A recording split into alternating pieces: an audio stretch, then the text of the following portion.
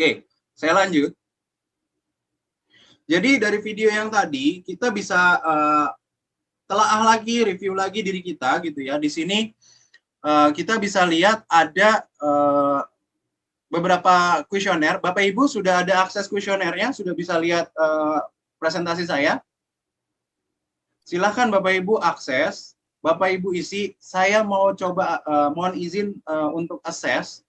Bapak Ibu sampai saat ini 1 tahun kita berkarya di rumah. 1 tahun kita berkarya kala pandemi. Apa yang kita dapatkan? Saya yakin in general kita dapat ini. Gitu. Namun nanti kalau di sesi tanya jawab Bapak Ibu sudah cukup banyak pengalamannya dan mungkin di luar dari ini, saya sangat appreciate dan bahkan bisa jadi kita akan jadi partner untuk sharing. Gitu. Oke. Oke.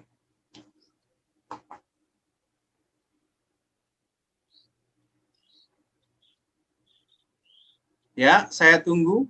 Ini Pak Rizky ada yang mengannotate note-nya saya, Pak Rizky? Any access? Nanti saya cek, Pak. Untuk Okay. informasi ini apa ada link yang mesti diisi oleh peserta? Mohon maaf. Untuk linknya saya ada di private chat-nya Bapak di Zoom. Okay. Itu ada linknya. Ada dua, yang mana yang saya kopikan, Pak? Yang satu dulu. Ini sesi presentasi satu saya. Oke, baik. Nah, sebagian sih teman-teman sudah ada nih, gitu ya. Wah, ini sebagian besar, wah semuanya itu pakai yang saya tampilkan ya. Gitu ya. Aktif, berpartisipasi dalam acara besar. Saya tunggu sekitaran 3-5 menit. Lalu menggunakan Zoom. Oke. Silakan Bapak Ibu, link kuesionernya sudah saya kopikan di chat ya Bapak Ibu ya. Silakan dapat dilihat di chat. Silakan berpartisipasi Bapak Ibu. Sambil minum, sambil isi ya Bapak Ibu. Silakan Bapak Ibu. Jadi kita kalau melihat dari sini, kita ingin melihat trennya ya Pak Rifki ya. Betul begitu ya Pak Rifki ya? Betul, betul. Kita ingin melihat trennya kira-kira dari masing-masing. Ada 9 poin ya kalau saya lihat di sini. Ada yang dominan nanti ke yang mana ya, seperti itu ya.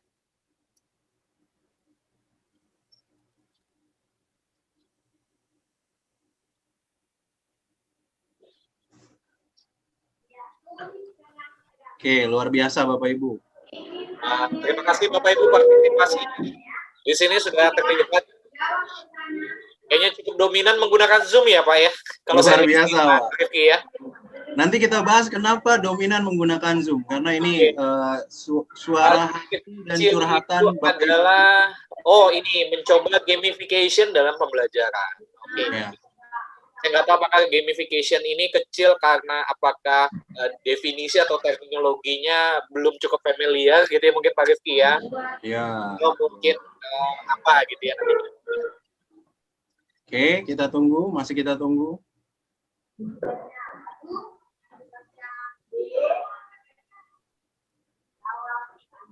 Oke, masih naik lagi Bapak Rizky, luar biasa. Pak Rifki sekedar mengingatkan waktu Bapak sekitar 25 menit lagi ya Pak Rifki ya. Ya, baik Pak. Oke. Ya. Oke, luar biasa. Zoom mayoritas Pak Rizky. Oke, betul-betul. Sama seperti kita di kantor juga sih ya Pak Rifki ya. Kalau betul, jadi kita bisa review diri kita juga nih Pak Rizky. Ya, betul. Jadi memang Zoom kayaknya paling diminati nih di sini nih. Kemudian diikuti selanjutnya itu ada 14% ya. Oh, menggunakan sistem informasi sekolah. Baik. Kemudian menggunakan G Suite dalam menunjang aktivitas kerja. Kemudian diikuti ada apa nih? Mencoba upgrade device dan platform aplikasi baru dan YouTube oke juga untuk content creator itu sama secara persentase. Ya, untuk gamification posisinya masih belum berubah ya Pak ya. Kalau saya lihat masih tetap di paling bawah ya gitu ya. Walau angkanya berbeda sedikit dengan menggunakan Microsoft Teams dalam menunjang aktivitas kerja ya 4 dan 5% ke sana. Betul, Pak. Jadi ini kita coba riset sekilas aja, Pak. Ya, Kita riset sekilas di mana kita bisa review diri kita, teman-teman kita di sekolah ini seperti apa. Nah, seperti ini kondisinya. Jadi saya coba mulai bahas, silahkan yang belum mengisi, isi saja nggak apa-apa. Karena ini sudah kelihatan dominannya di mana, Bapak Ibu. Zoom. Ini yang menarik. Mengapa Zoom? Karena Zoom easy to use pertama, saya bahas. Kedua, di sana di Zoom gitu ya, walaupun belum banyak komunitasnya, Zoom itu ada satu fitur yang memang cukup menarik hati berbagai macam kalangan. Yang pertama, fiturnya adalah video compression. Jujur itu fitur yang sangat-sangat bagus. Yang kedua, Zoom, it's only conference video call apps, not more than that, gitu ya. Jadi Zoom itu bukan aplikasi untuk kolaborasi secara keseluruhan, dokumen bisa kita kerjain bareng. Makanya bisa dikatakan akses memorinya tidak berat.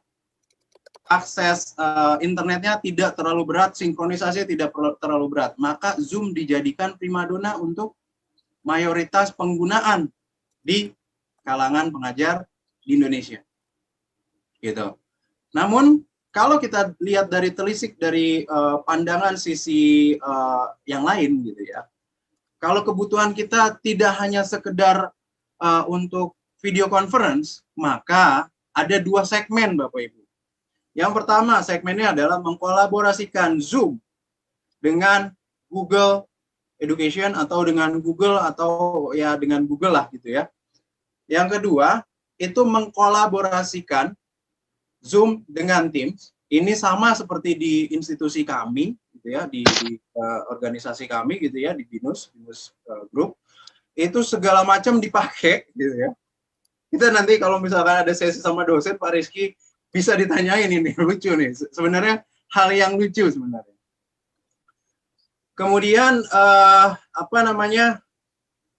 ada yang ketiga sebenarnya yang memang paling jarang sekali. Sorry, tadi saya ralat bukan dua. Ada tiga sebenarnya. Tiga itu adalah segmen orang menggunakan satu apps collaboration saja yang di dalam sudah ada video conference call. Yaitu misalkan pakai Google Suite for Education atau pakai Microsoft Teams dengan bundling Office 365 gitu. Nah, hal ini adalah kenyataan Bapak Ibu, jelas karena memang datanya real dari Bapak Ibu. Nah, begitu Bapak Ibu. Karena Zoom di sini masih mayoritas dan saya lihat ke minoritas Bapak Ibu. Mencoba gamification dalam pembelajaran. Jujur Pak Rizky, teman-teman sekalian di sekolah, ini hal yang sangat positif yang bisa kita coba. Namun di berbagai berbagai institusi yang saya temukan selama pandemi, hanya sedikit yang mencoba gamification. Gitu ya.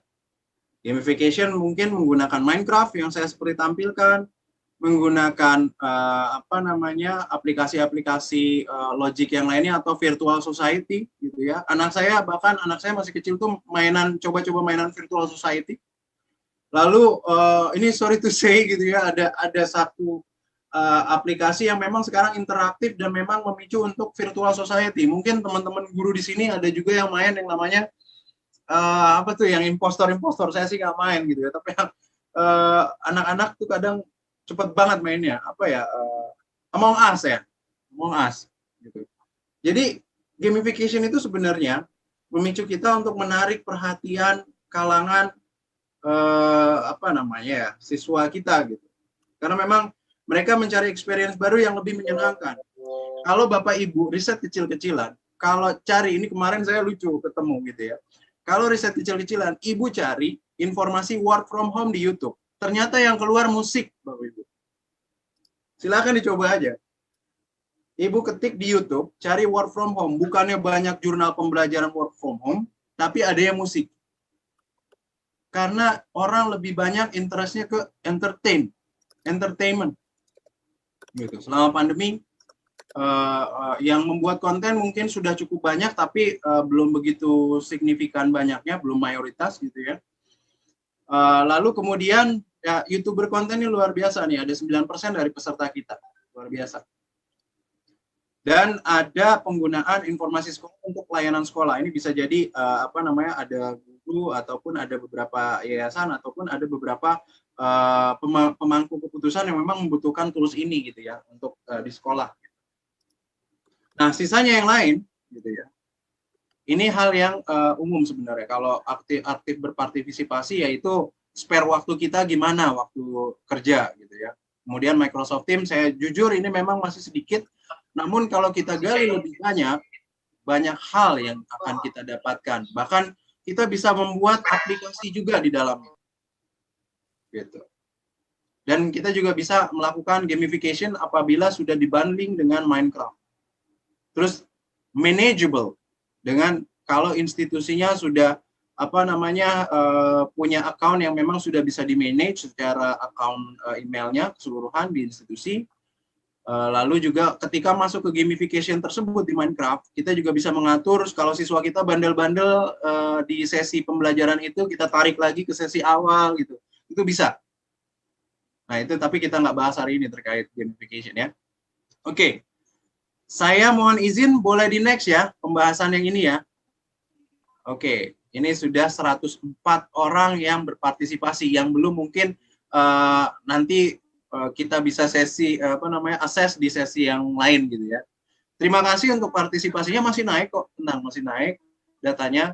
Namun mohon izin Bapak Ibu, saya next ya untuk sesi ini ya. Mohon izin ya Bapak Ibu ya, sekali lagi ya, saya next. Jadi yang masih mengisi nanti mungkin akan ke sesi selanjutnya. Yang ini akan ke lock sementara gitu.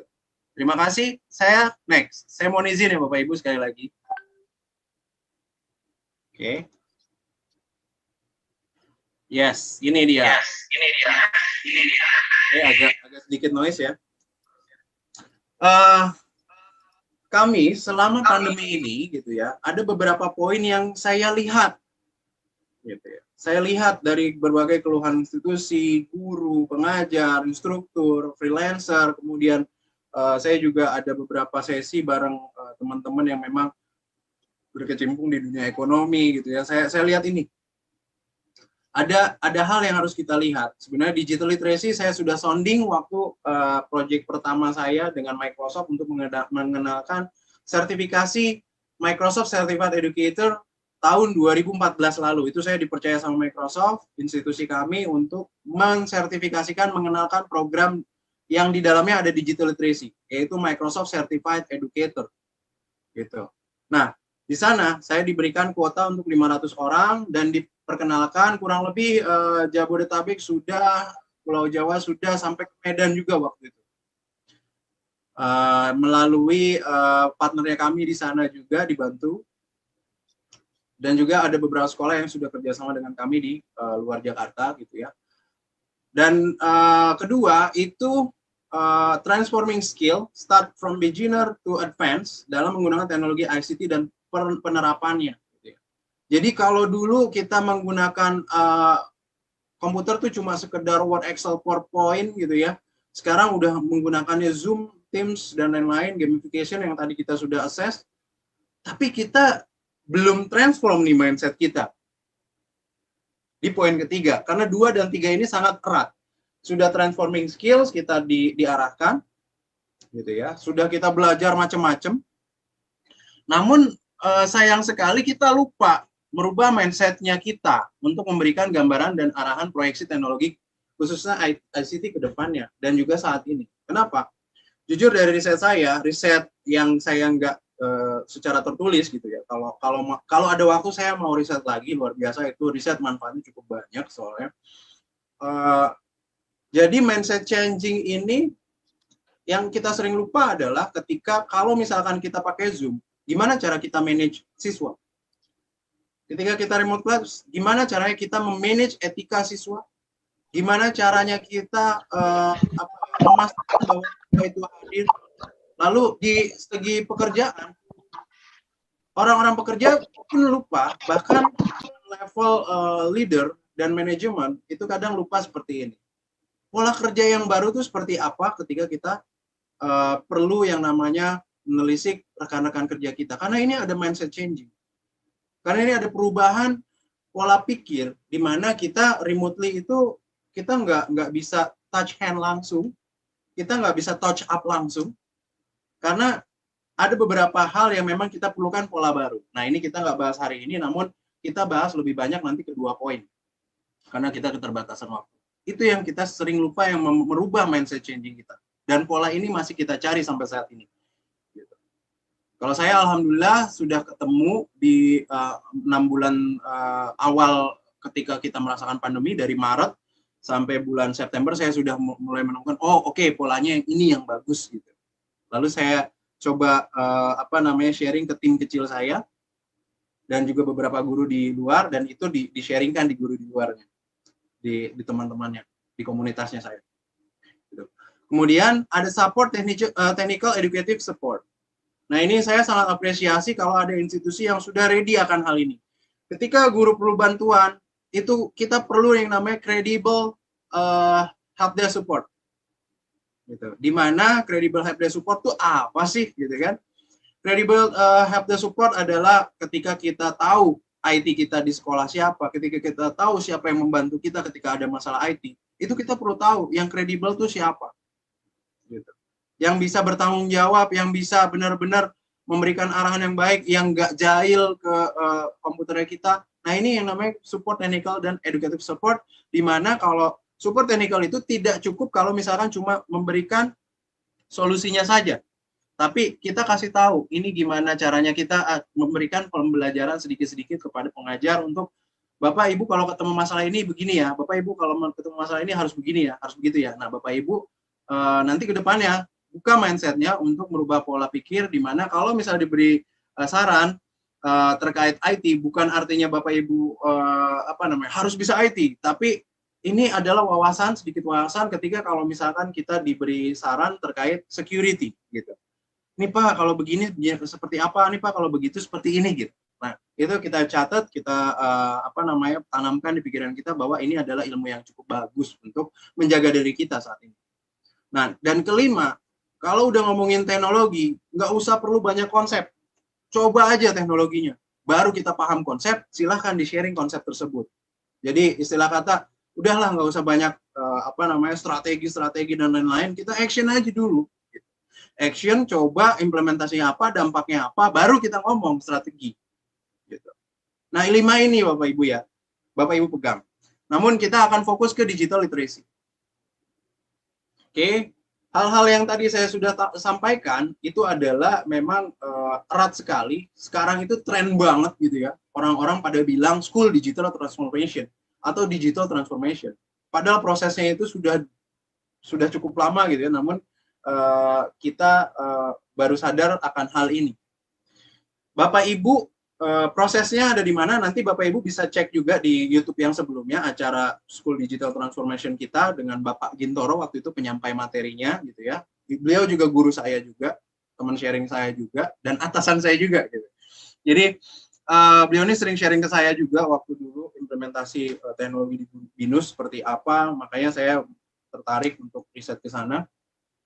Nah, di sini kita udah coba innovation segala macam gitu ya. Kemudian kita prosesnya di mana Bapak Ibu? Kita prosesnya itu saat ini di digitation. Ya. Innovation kita udah banyak ide yang belum ada dibuat ada gitu ya. Terus kemudian kita proses digitation. Nah, melangkah ke digitalization sampai digital transformation butuh waktu berapa lama Bapak Ibu? Itu jawabannya nggak bisa saya bilang secara theoretical 5 tahun, 3 tahun. Secara theoretical memang paling minimum 3 tahun. Saya referensinya dari perusahaan yang saya pernah kunjungi, yaitu BCA Corporate Learning. Gitu ya. Dia bilang 3 tahun paling cepat, karena itu perusahaan besar dan banyak orang profesional yang memang mengimplementasinya dan pemasarannya cukup luar biasa. Gitu. Nah, saya sempat kunjungan ke sana waktu itu. Bukan memaksa sih, tapi memberikan budaya yang kesannya memberikan teaser yang memang, ayo inisiatifnya siapa nih? Siapa yang dulu inisiatif mau? Itu di tahun pertama. Tahun kedua, siapa yang sudah inisiatif, dia sudah punya skill, mau nggak bantu saya membudayakan ke staffnya kami? Gitu. Oke, tahun kedua sudah, tahun ketiga kita buat forum besar. Tahun keempat langsung di-influence. Nah, tahun keempat itu momentum di mana sudah diwajibkan sistem dipakai, terusnya juga kalau nggak dipakai nanti ada administrasi yang nggak kepakai dan lain sebagainya. Itu nanti nyambungnya ke sistem informasi sekolah yang tadi Bapak Ibu guru sudah jalankan. Jujur pasti ada saja rintangannya karena memang ya ini kita ngomongin massive usage ya, di mana ada orang yang setuju, ada orang yang tidak setuju, ada yang orang bisa, ada yang orang nggak bisa. Tapi bukan artinya itu kita harus tinggalkan, tapi kita harus dekatkan. Nah, digitalization sampai digital transformation belum, Bapak Ibu. Kita saat ini masih di digitization, gitu ya.